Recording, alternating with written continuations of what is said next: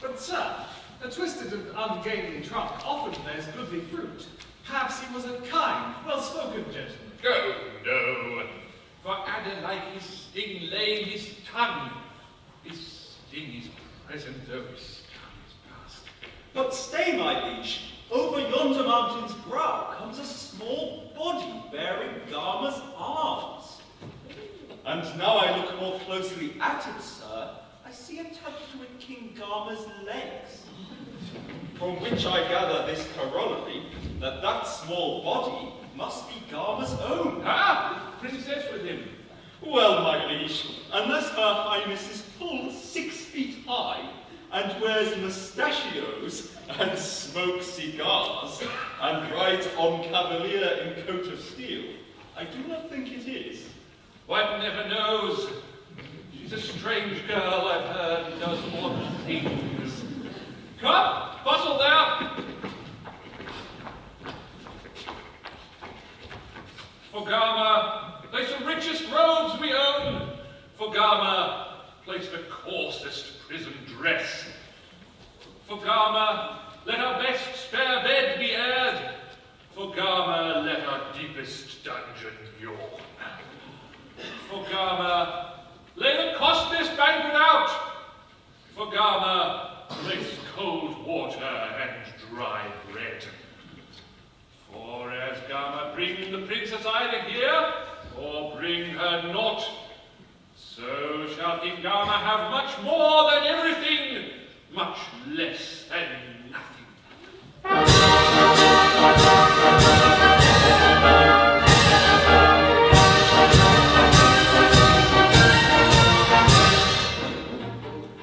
Now hearken to my strict command on every hand, on every hand. No command on every hand, we choose to follow now. If Gama bring the princess here, give him good cheer, give him good cheer. If she comes here, we'll give him a cheer, we will show you now. Give him hurrah, give him hurrah, give him hurrah, hurrah, hurrah. Let's shout and sing on it, the king and his daughters go and now. Let's shout hurrah, give him hurrah, hurrah. All the fair princesses are good, hurrah, hurrah, hurrah.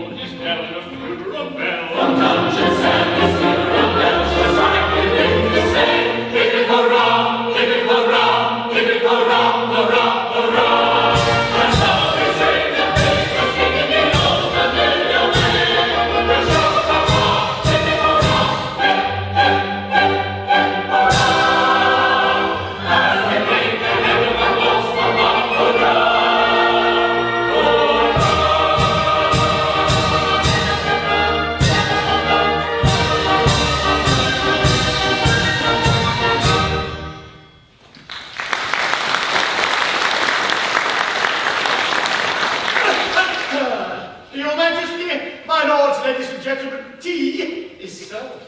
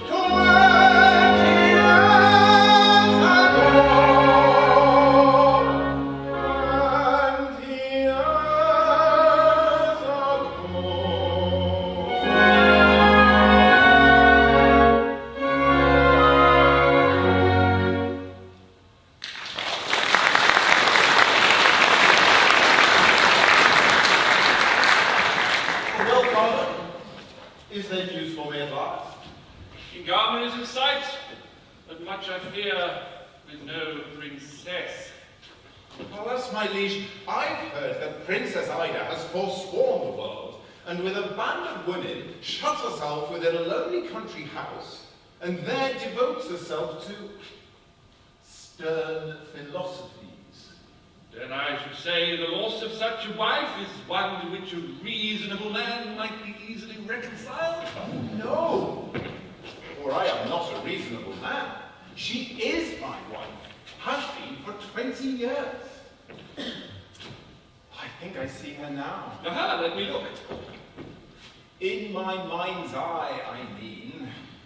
A blushing bride, all bib and tucker, frill and furbelow. How exquisite she looked as she was borne recumbent in her foster mother's arms. How bride wept, nor would be comforted until she was administered refreshments by the highly mother of her nuns. And I remember feeling much annoyed that she should weep at marrying with me. But then I thought, these brides are all alike. You cry at marrying me, how much more cause you'd have to cry if it were broken off? These were my thoughts. I kept them to myself, for at that age, I had not learned to speak.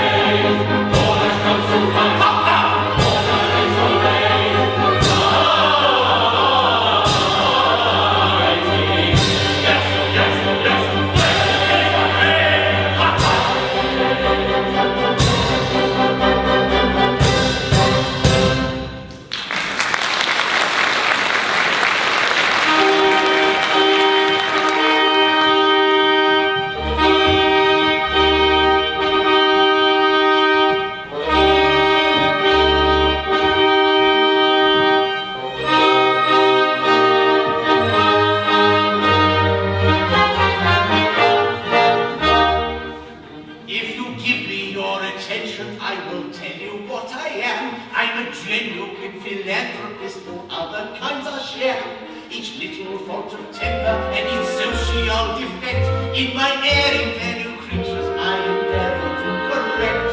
To all their little weaknesses I open people's eyes, and little plans to stop the self-sufficient I devise. I love my fellow creatures, I do all the good I can, yet everybody says I'm such a disagreeable man, and I can't think why.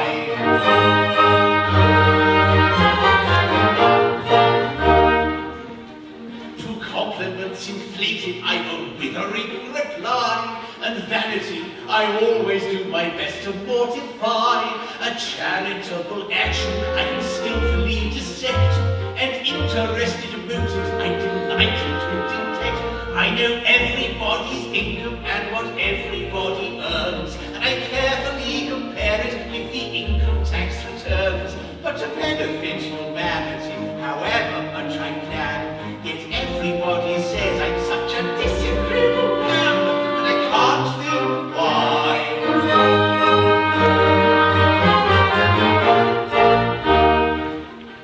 I'm sure I'm no ascetic, I'm as pleasant as can be. You'll always find me ready with a crushing repartee. I'm an irritating chuckle, I'm a celebrated sneer, I'm an entertaining slinger, I'm a fascinating leer. To everybody's prejudice, I know a thing or two. I can tell a woman's age in half a minute, and I do. Although I try to make myself as pleasant as I can, yet everybody says I'm such a disagreeable man, and I can't think why. You can't think why. I can't think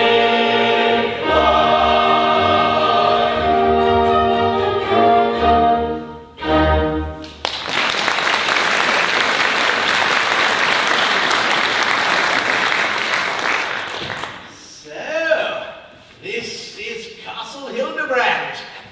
Well, Dame Rumour whispered that the place was grand. She told me that your taste was exquisite, superb, unparalleled. Oh, really, King? But she's a liar! Why, how old you've grown.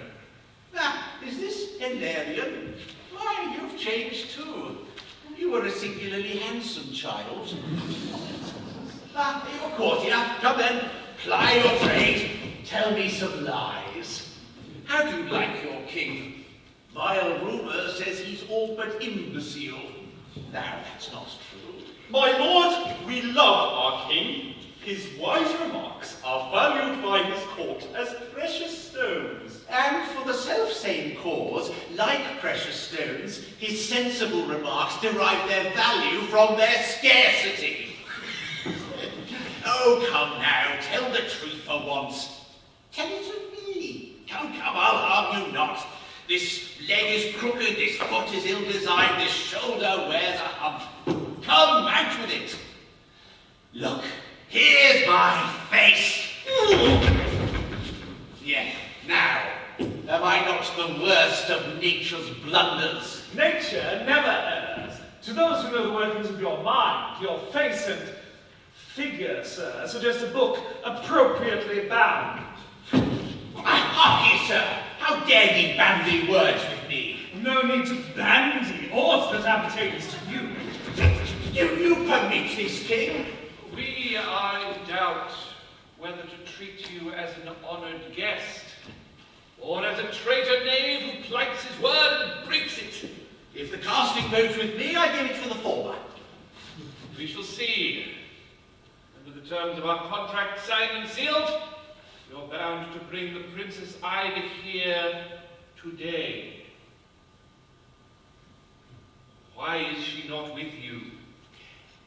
Answer me this. What think you of a wealthy, purse-proud man who, when he calls upon a starving friend, pulls out his gold and flourishes his notes and flashes diamonds in the pauper's eyes? What name have you for such an one? Snob. Just so. The girl has beauty, virtue, wit, grace, humour, wisdom, charity, and pluck. Would it be kindly, think you, to parade these brilliant virtues before your eyes? Oh no, King Gilbert, I am no snob. Stop that tongue, or you shall lose the monkey head that holds it. Bravo! Your king deprives me of my head so that he and I may meet on equal terms. Where is she now? In Castle Adamant, one of my many country houses. There she rules a women's university with full 100 girls who learn of her. 100 girls, 100 ecstasies. But no mere girls, my good young gentleman. With all the college learning that you boast, the youngest there will prove a match for you. With all my heart, if she's the prettiest. Fancy 100 matches all alike. That's if I strike them, as I mean to do. Despair your hope. Their hearts are dead to men. He who desires to gain their favour must be qualified to strike their teeming brains and not their hearts. They're safety matches, sir. And they light only on the knowledge box. So you've no chance. And there are no males whatever in those walls. None, gentlemen, well, excepting letter males, and they are driven, as males often are in other large communities, by women. Why, bless my heart, she's so particular, she'll scarcely suffer Dr. Watts's hymns. All the animals she owns are hers. The ladies rise at cockcrow every morn. Ah! Then they have male poultry. Certainly not. The crowing is done by an accomplished hen.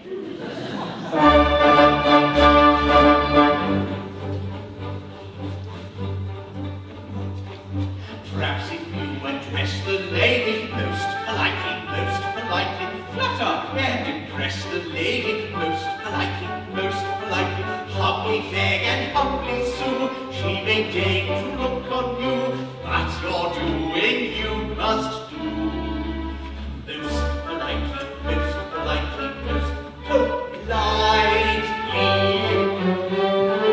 humbly beg and humbly sue, she may deign to look on you, but your doing you must do. Most politely, most politely.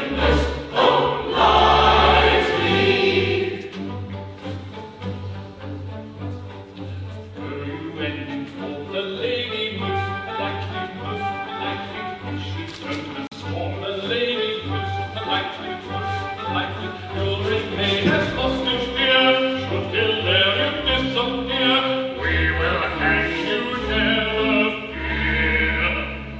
Most politely, most politely.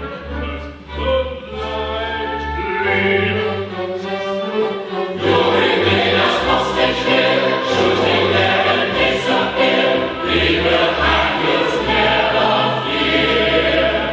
Most politely, most politely.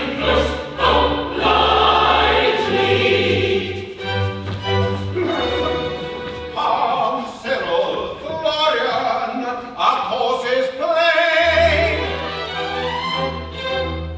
Tomorrow morn, I now will engage, but we will use no force and not to gain.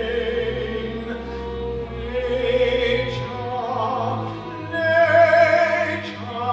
has armed us for the war we wage.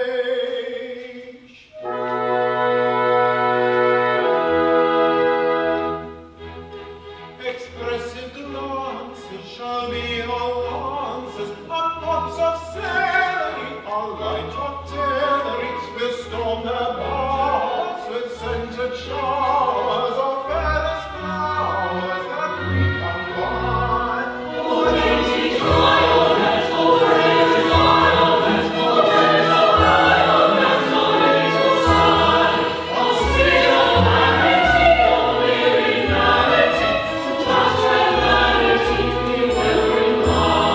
When there is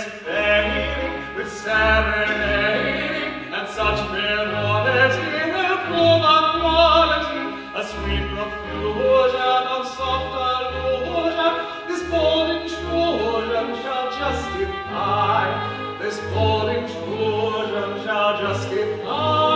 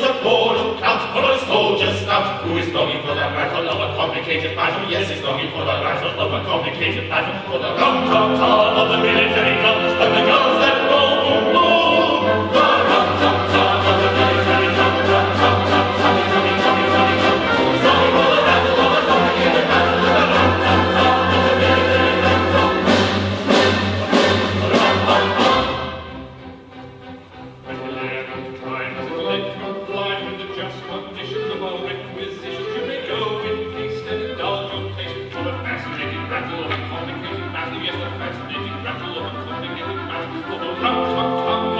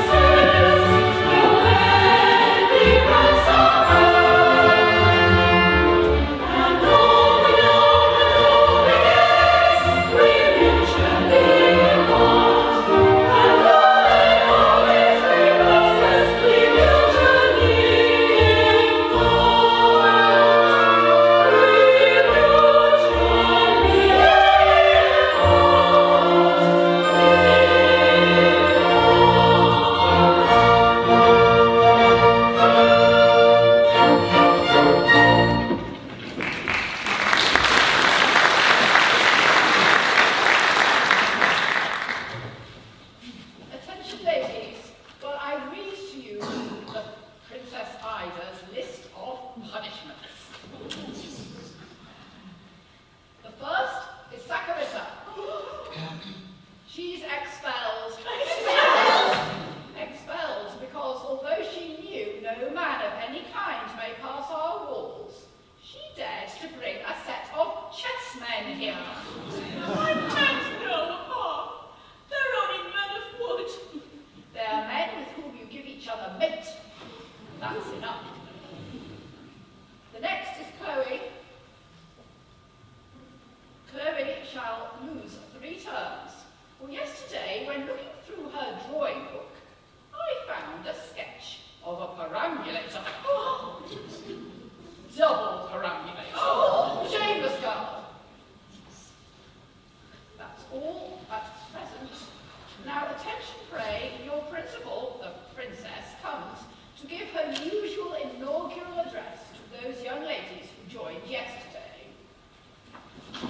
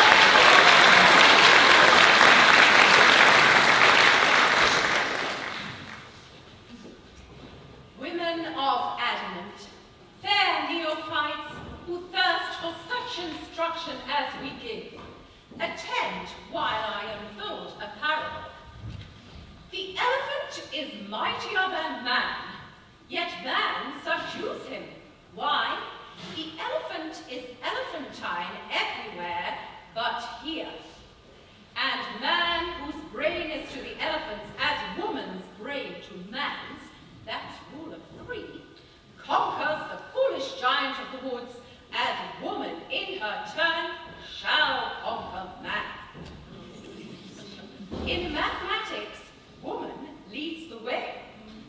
The narrow-minded pedant still believes that 2 and 2 make 4. Why, we women can prove that 2 and 2 make 5, or 3, or 7, or 5 and 20 if the case demands. Diplomacy, the wiliest diplomat, is absolutely helpless in our hands. He wheedles monarchs, woman wheedles him. Logic, why, tyrant man himself admits it's a waste of time to argue with a woman. Indeed. Then we excel in social qualities. Though mine professes that he holds our sex in utter scorn, I venture to believe he'd rather pass the day with one of you than with 500 of his fellow men. In all things we excel. Yes. Believing this, 100 maidens have sworn to place their feet upon his neck. If we succeed, we'll treat him better than he treated us. But if we fail, why, then let hope fail too. Let no one care a penny how she looks. Let red be worn with yellow, blue with green, crimson with scarlet, violet with blue. Let all your things misfit, and you yourselves at inconvenient moments come undone. Let hairpins lose their virtue. Let the hook disdain the fascination of the eye, the bashful button modestly evade the soft embraces of the buttonhole. Let old associations all dissolve. Yes. Let swans secede from Edgar. Yes. Fortnum from Mason. Yes. Marx from Spencer. Yes. Even Gilbert from Sullivan. Yes. In other words, let all chaos come again. Who lectures in the Hall of Arts today? I, madam, on abstract philosophy. There I propose considering at length 3 points: the is, the might be, and the must. Whether the is, from being actual fact, is more important than the vague might be, or the might be, from taking wider scope, is for that reason greater than the is. And lastly, how the is and might be stand compared with the inevitable must.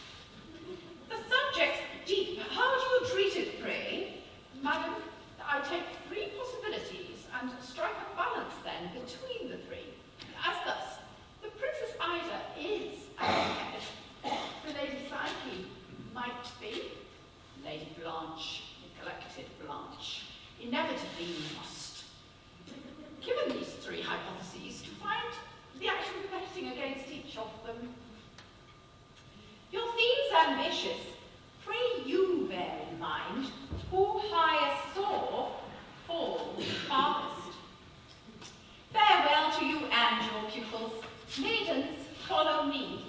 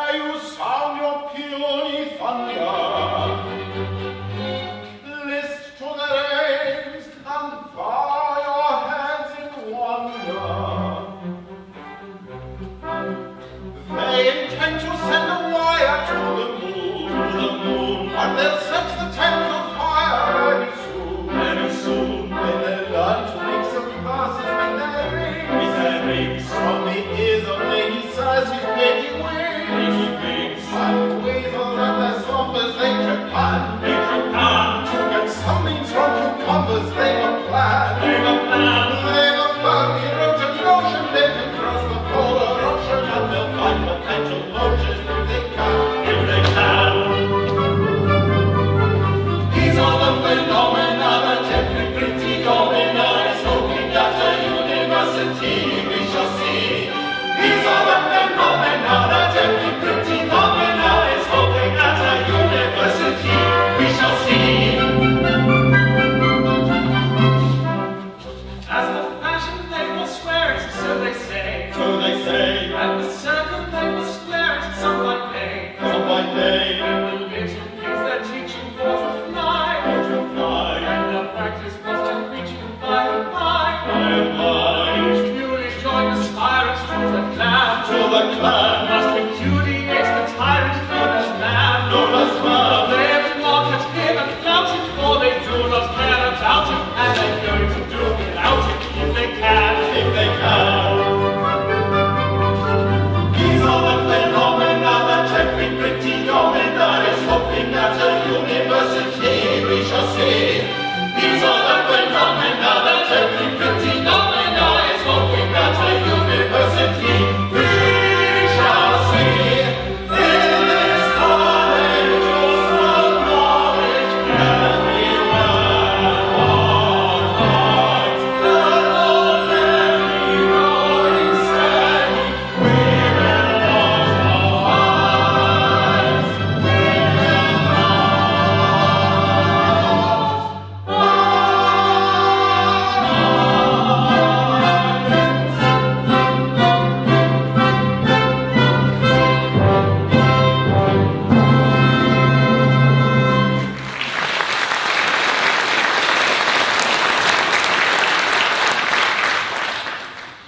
So, here's the Princess Ida's castle. Well, they must be lovely girls if it requires such walls as these to keep intruders off. To keep men off is only half their charge, and that's the easier half. I much suspect the object of those walls is not so much to keep men out, as keep the maidens in. But what are these? Why? Academic robes worn by the lady undergraduates when they matriculate. Let's try one.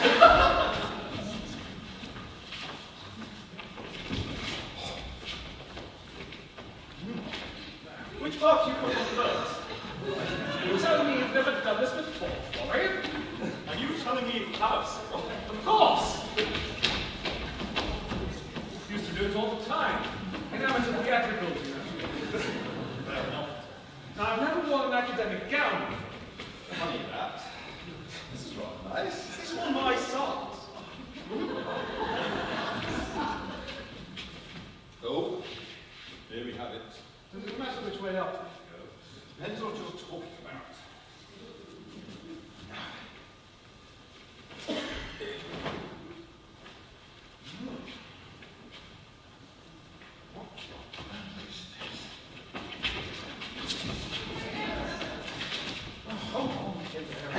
Well, see, we're covered to the very toes.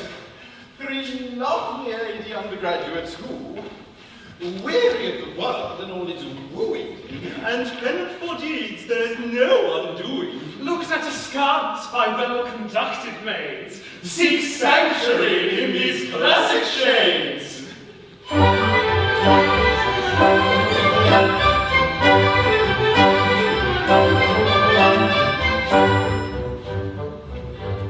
I'm a maiden cold and stately, on the side with a face divine.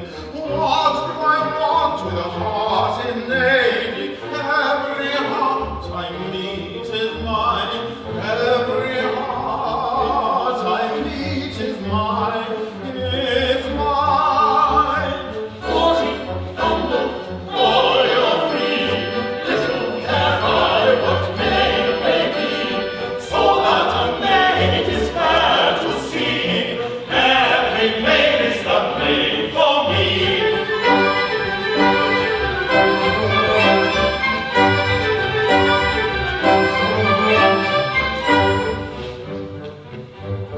I am a maiden, frank and simple, brimming with joys, joyous roguery.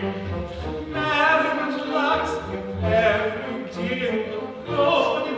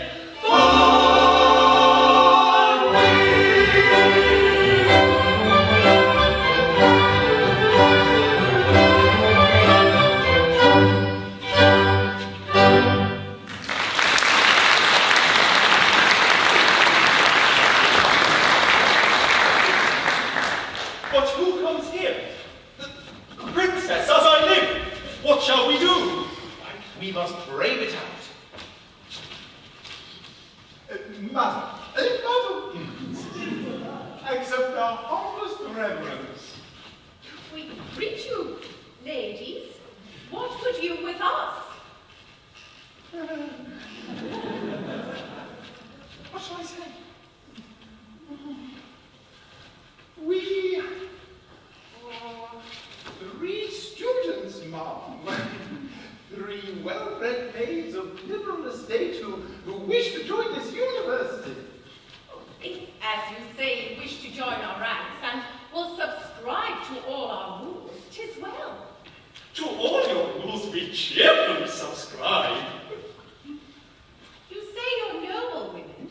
Well, you'll find no sham degrees for noble women here. You'll find no sizes or servitors or cruel distinctions to draw line twixt rich and poor. You'll find no tufts to mark nobility, except such tufts to indicate nobility of brain. As for your fellow students, mark me well, there are 100 maids within these walls, all good, all learned, and all beautiful. They are prepared to love you. Do you swear to give the fullness of your love to them?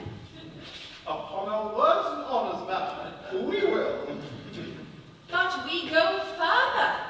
Do you undertake that you will never marry any man? Indeed, we never will.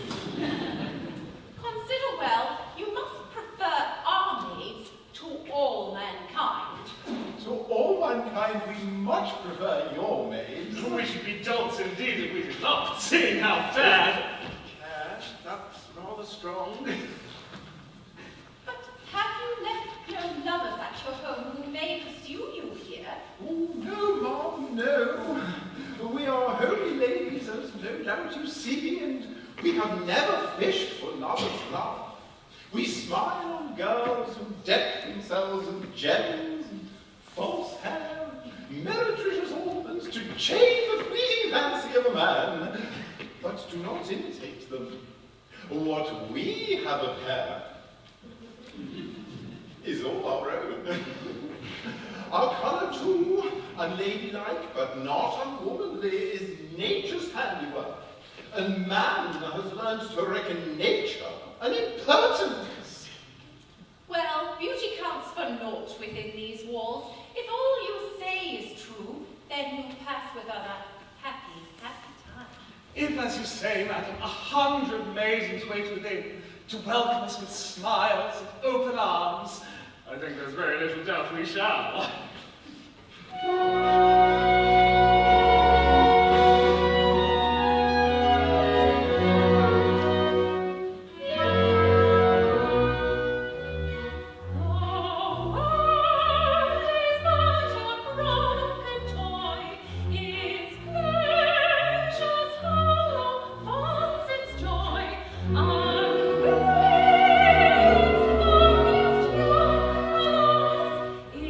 It's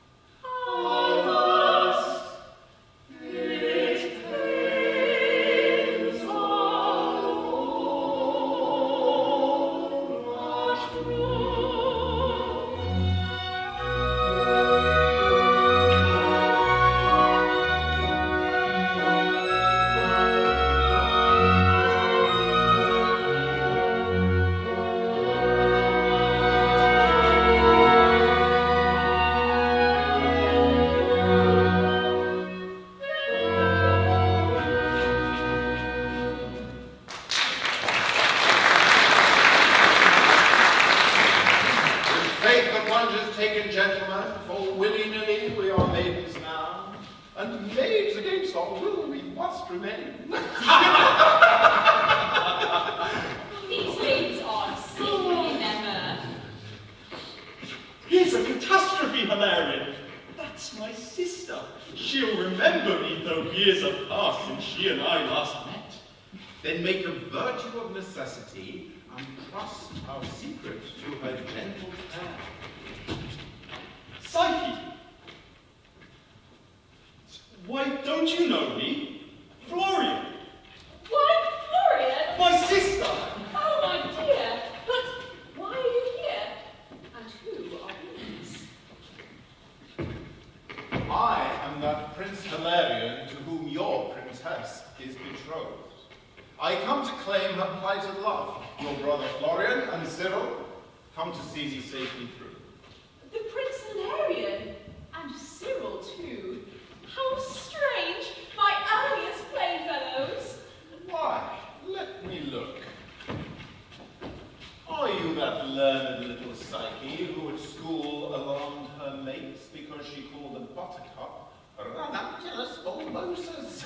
Are you that learned little Psyche who at children's parties drove the conjurer wild, explaining all his tricks before he did them? Are you that learned little Psyche who at dinner parties, brought into dessert, would tackle visitors with, "You don't know who first determined longitude. I do. Hippocampus from BC 163. Are you that indeed, that small phenomenon? That small phenomenon indeed am I.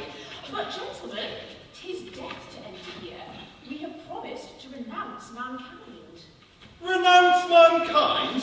On what ground do you base this senseless resolution? Senseless? No. We are all taught, and being taught, believe that man sprung from ape is ape at heart.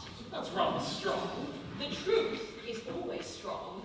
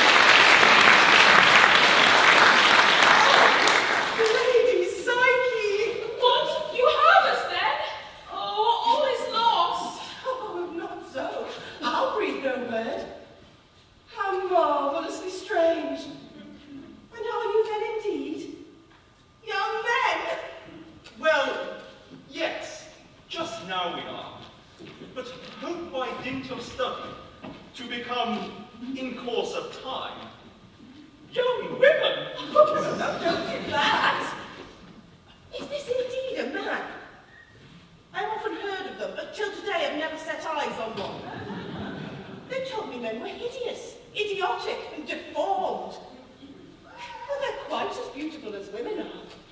As beautiful, they are infinitely more so. Their cheeks have not that pulpy softness one grows so weary of in womankind. Their features are more marked, and their chins. How curious! I fear it's rather rough. Don't apologize. I like it so.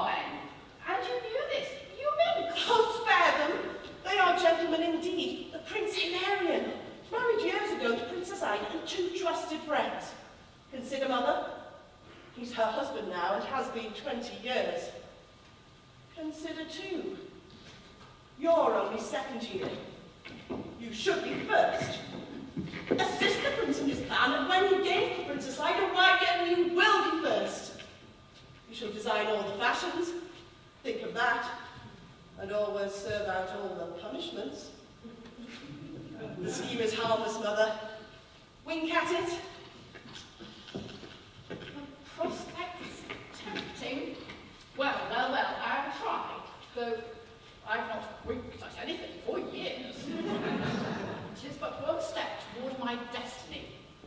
mighty must, the inevitable shall.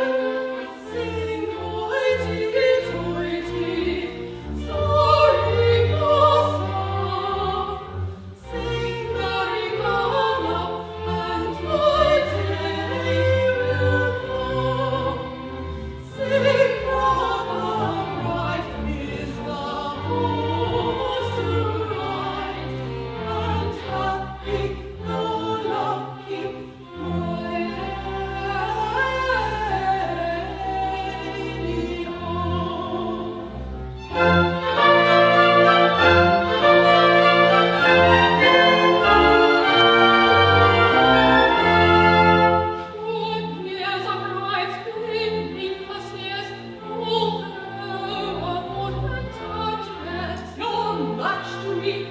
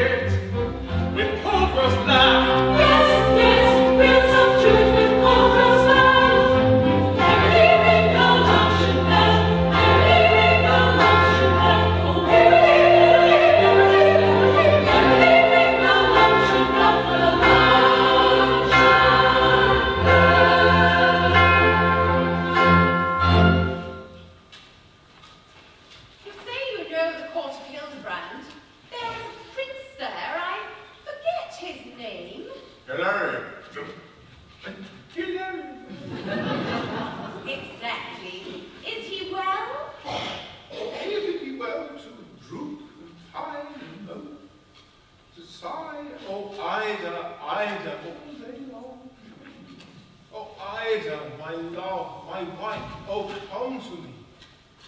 Very well, I say to do this, then Prince Hilarion is very welcome. He breathes our name. Well, it's a common one. And is the booby comely? Pretty well. I've heard it said that if I wore Prince Hilarion's clothes, supposing this consists with my maiden modesty, then I should be taken for Hilarion's self. But what is this to you or me, who think on all mankind with undisguised contempt? Contempt? Why, when I think of man, contempt is not the word. I'm sure of that, or if it is, it surely should not be. Take care, they'll find us out. The Prince Hilarious, a goodly lad. What, you know him then? I rather think I do. We are inseparables. Why, what's this? You love him then? Indeed we do, all three. Madam, she jests. Remember where you are. Jests? Not a bit of it. I bless my heart alive. You and Hilarion, when at court, rode the same horse. Astride? Of course, why not? Wore the same clothes, and once or twice, I think, got tipsy in the same good company. Well, these are nice young ladies, on my word. Do you remember that old kissing song he used to sing to blushing Mistress Lalage, the hostess of the pigeons? Pass it round.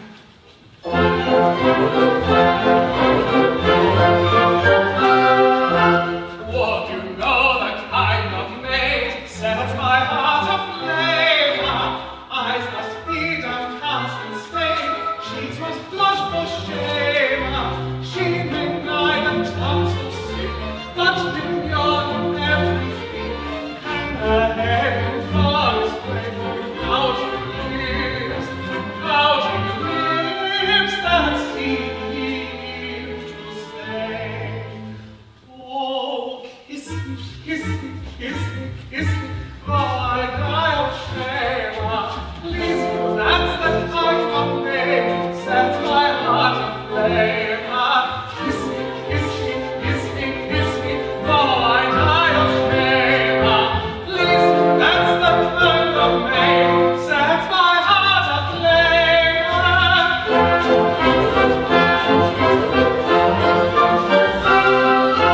When a maid is bold and gay, with her tongue goes clang, flaunting it in brave array, maiden may go hang.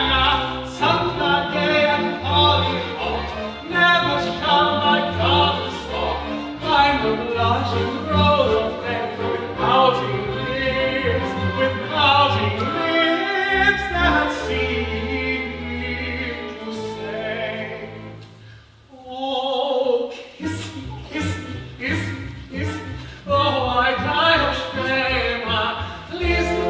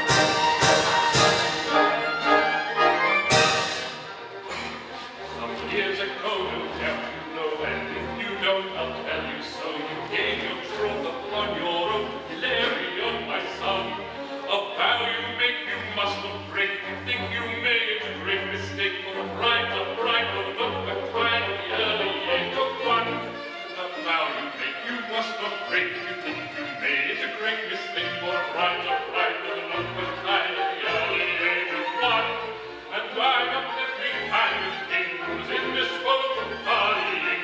Bit of a wit, a bit of a chit, and that's the long and the short of it. He's up every kind of thing who's indisposed of partying.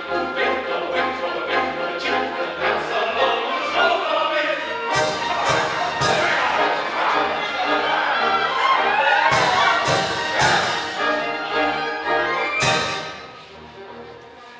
Decide to fox your pride and let Hilarion claim his pride by fair and good. It's understood we let bygones go by. But if you choose to sulk in the blues, I'll make the whole of you shake in your shoes. I'll storm your walls and tell your balls in the twinkling of an eye. But if you choose to sulk in the blues, I'll make the whole of you shake in your shoes. I'll storm your walls and tell your balls in the twinkling of an eye. For I'm a peppery potentate, whose little kindness plays with fate. Bit of a wit and a bit of a chit, and that's the long and the short of it. For he's a very potentate, whose little kindness plays with fate. Bit of a wit and a bit of a chit, and that's the long and the short of it.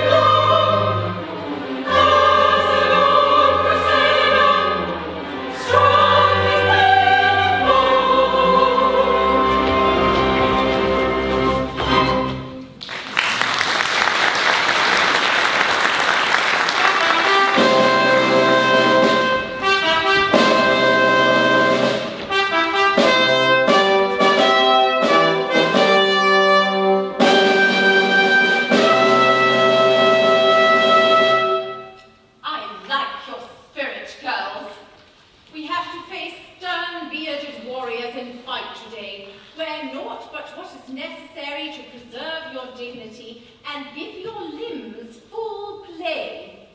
One moment, Mum. Here is a paradox we should not pass without inquiry. We are prone to say, this thing is needful, that superfluous, yet they invariably coexist. We find the needful comprehended in the circle of the grand superfluous, yet superfluous cannot be bought unless you're amply furnished with the needful. These singular considerations are really Superfluous, yet not needful. So you see the terms may independently exist. Women are adamant. We have to show that woman, educated to the task, can face man face to face on his own ground and beat him then. Yes. Now, let us set to work. Where is my lady surgeon? Madam, here. We shall require your skill to heal the wounds of those that fall. What? Heal wounded? Yes? And cut off real life legs and arms? Of course. I wouldn't do it for £1,000. Why, what is this? Are you faint-hearted, girl? You've often cut them off in theory. In theory, I'll cut them off again. With pleasure. And as often as you like. But not in practice. Coward, get you hence. I've craft enough for that, and courage too. I'll do your work. Now, my Fusiliers advance. Why, you are armed with utensils. Where are your rifles, pray? If it please you, Mum, we left them in the armory for fear that in the heat and turmoil of the battle, they might go off. They might. Oh, craven souls, go off yourselves. Thank heaven I have a heart which quails not at the thought of meeting men. I will discharge your rifles. Off with you. Now, where is my band mistress? Lazy Mum, the band don't feel well and can't come out today. Why, this is flat rebellion. I've no time to talk to them now, but happily I can play several instruments at once, and will drown the shrieks of those that fall with trumpet music, such as soldiers love. Now, how stand we with regard to gunpowder? My Lady Psyche, you who superintend our laboratory, are you prepared to blow these bearded rascals into shreds? Why, madam, Well, let us try gentler means. We can dispense with fulminating grays when we have eyes with which to flash our rage. We can dispense with villainous saltpeter when we have tongues with which to blow them up. We can dispense, in short, with all the arts that brutalize the practical polemist. I never knew a more dispensing chemist. I'll leave these men alone, since all my women have deserted me. Away, away! Get you hence, away!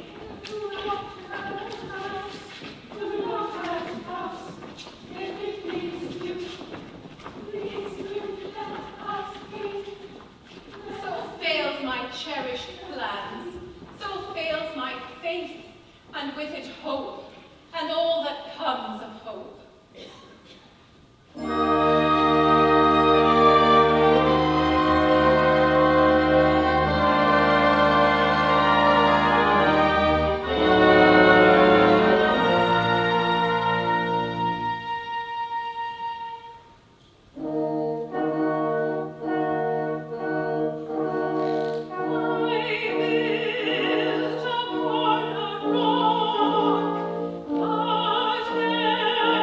Destruction's hand.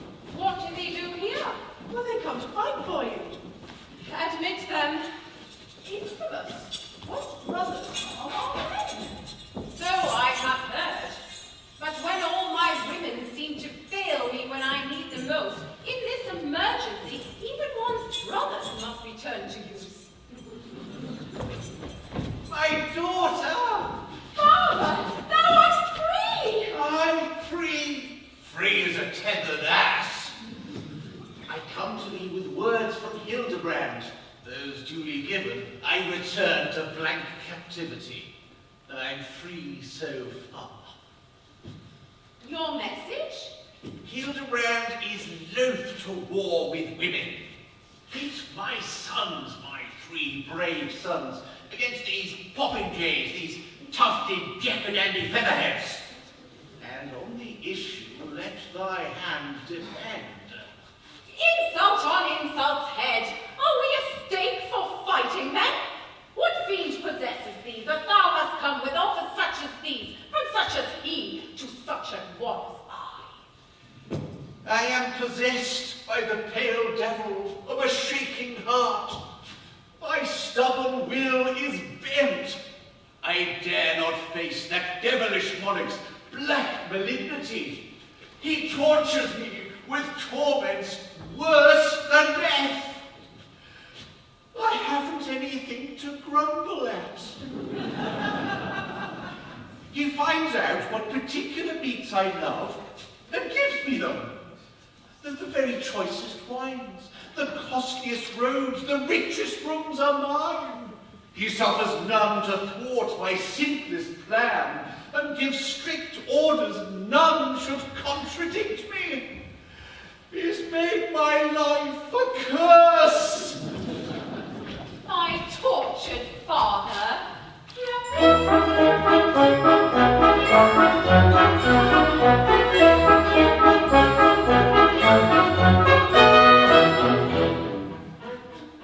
Whene'er I spoke sarcastic joke or uttered something spiteful, these people mild politely smiled and voted me delightful.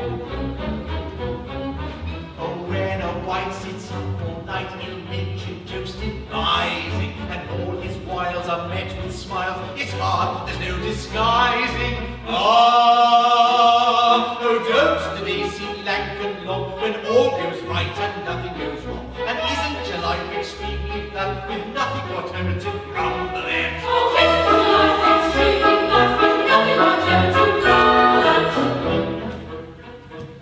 When German bands from music stands played Wagner imperfectly, they did bat and go, they didn't say no, but off they went directly. The organ boys, they stopped their noise with readiness surprising, and grinning herds of hurdy-gurds retired apologizing. Ah, oh, don't the days seem lank and long, when all goes right and nothing goes wrong? And isn't your life extremely flat, with nothing whatever to grumble at? Oh, isn't your life extremely flat, with nothing whatever to grumble at? I offered golden sums untold to all who'd contradict me. I said I'd pay £1 a day to anyone who'd kick me. I bribed with toys great vulgar boys to utter something spiteful, but bless you know they would be so confoundedly delightful. Ah, in short, these aggravating lads, they tickle my taste, they feed my pants, they give me this and they give me that, and I've nothing whatever to grumble at. Oh, isn't your life extremely flat, with nothing whatever to grumble at?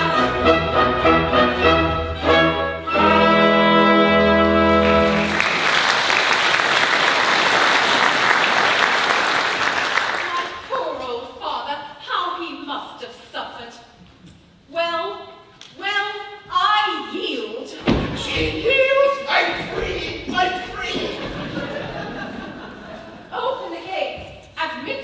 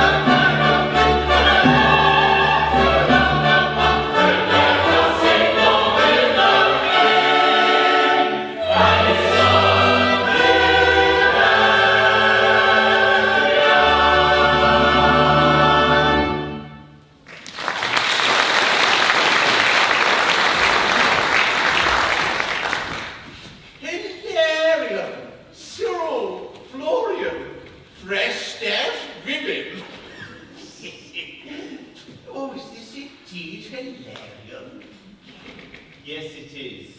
Why, you look handsome in your women's clothes. Stick to 'em. Men's attire becomes you not. And you, young ladies, will you please to pray King Gilbert to set me free again? Hang upon his neck and gaze into his eyes. He never could resist a pretty face. You dog!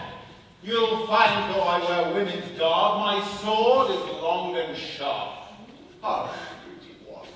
Oh, here's a virago. Here's a termagant. If length and sharpness go for anything, you'll want no sword while you can wag your tongue. What need to waste your words on such as he? He's old and crippled. Aye, but I've 3 sons, fine fellows, young and muscular and brave. They're well worth talking to. Come, what you say? Aye, pretty ones. Engage with us if 3 rude warriors affright you not. Old as you are, I'd wring your shriveled neck if you were not the Princess Ida's father. If I were not the Princess Ida's father, and so had not her brothers as my sons, no doubt you'd wring my neck. And in safety too. Oh, come, Hilarion, begin. Give them no quarter, they will give you none. You've this advantage over warriors who kill their country's enemies for pay. You know what you're fighting for. Look, there.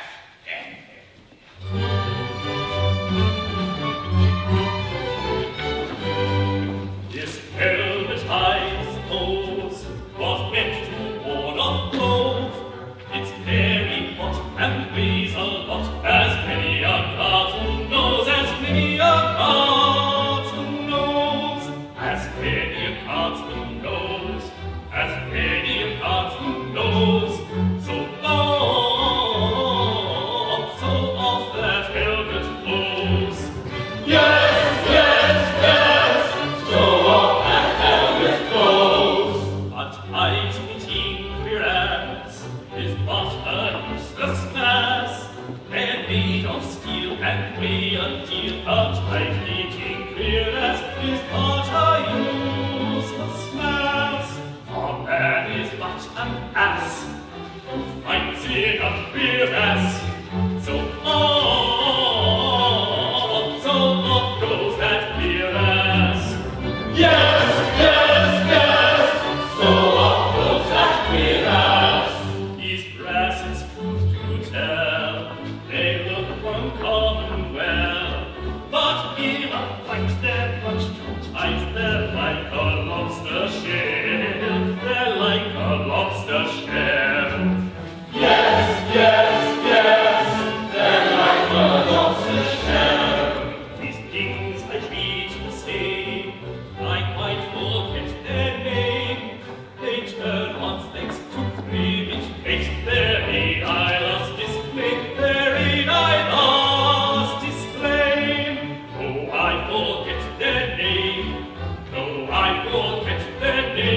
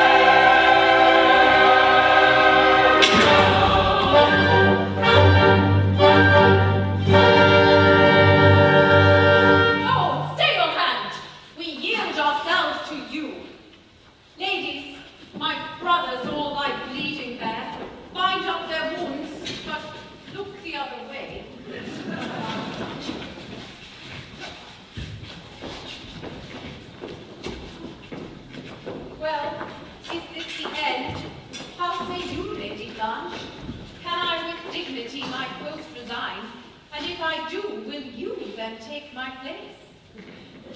To answer this, is meet that we consult the great potential mysteries. I mean, the 5 subjunctive possibilities. The may, the might, the would, the could, the should.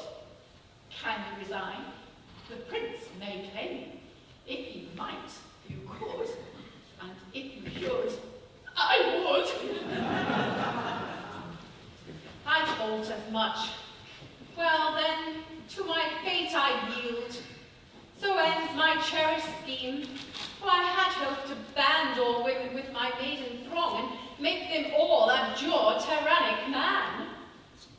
A noble aim. You ridicule it now, but had I carried out my glorious scheme at my exalted name, posterity would bow in gratitude. But pray reflect.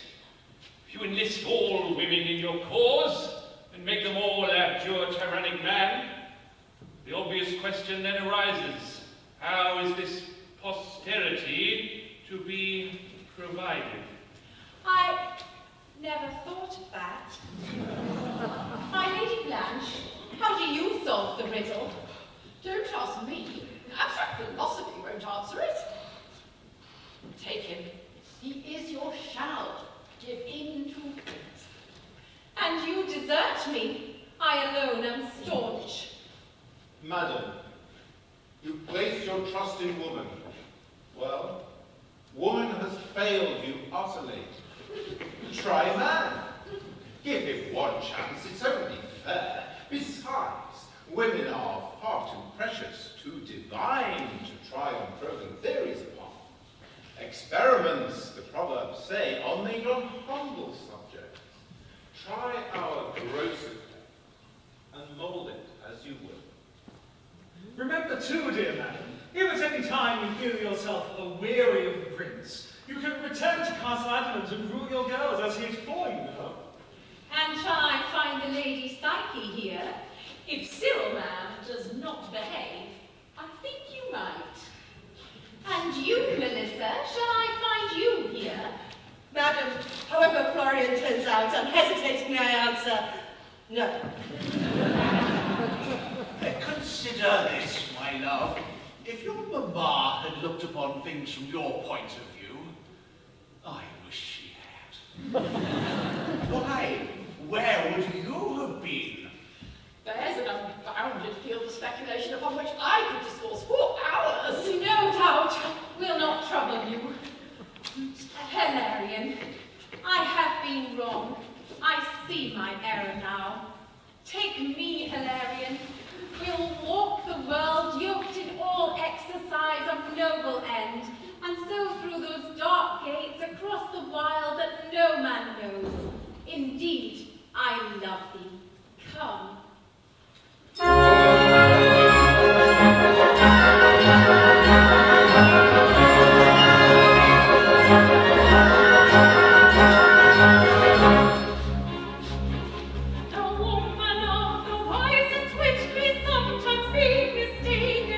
That in my views I must admit my faith was somewhat shaken off.